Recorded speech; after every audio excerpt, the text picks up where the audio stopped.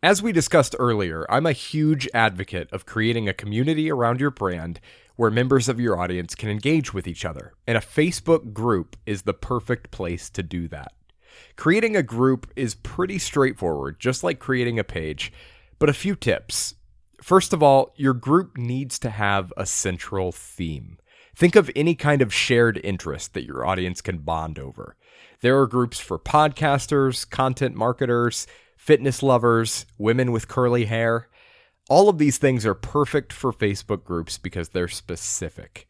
If you don't have specificity, you won't have an engaged audience, and your brand won't see any of the benefits of operating a group on Facebook. I recommend you create a closed group, which is a group that's visible in search but can't be joined by just anyone. New members have to be approved by a moderator. This has a couple of benefits. The first is exclusivity.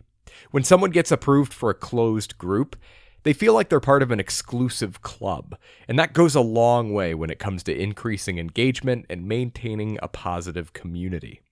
The other benefit is protection from trolls and spammers. You don't want people in your group who are going to have a negative impact on the overall experience, and you definitely don't want your group to turn into a spammy link farm. Keeping it closed gives you some control over that. When you first create your group, you'll want to create an intro post and pin it to the top of the feed. You can use this as an opportunity to welcome new members, invite them to introduce themselves, and lay out the rules of your community.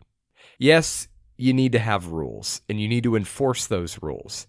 Your rules could be things like no self-promotion, no trolling, being positive and civil with other members, things like that. Again, you don't want your group to devolve into a spammy, negative experience, and enforcing a set of clearly stated rules will help you avoid that. Remind the group of your rules regularly, and if someone breaks a rule, send them a private message and remind them personally, and ban people who break the rules repeatedly. Your Facebook group is under your control. You decide what behavior is appropriate, and you have the right to show people the door if they choose to break your rules. Once your group is up and running, your primary goal should be to make it a valuable community for all of your members. The first way to do that is by creating valuable native content specifically for your group, stuff that's not posted elsewhere. And like the rest of your Facebook content, you always want to prioritize the visuals.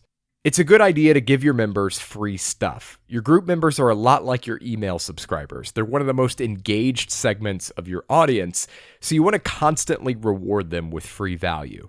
You can also turn group members into email subscribers by teasing a lead magnet in your pinned post or your group description.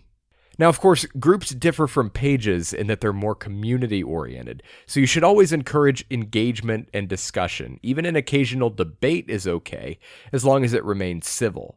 Some groups have recurring themes on certain days of the week, for example, weekend wins, where members share their biggest successes from the past week.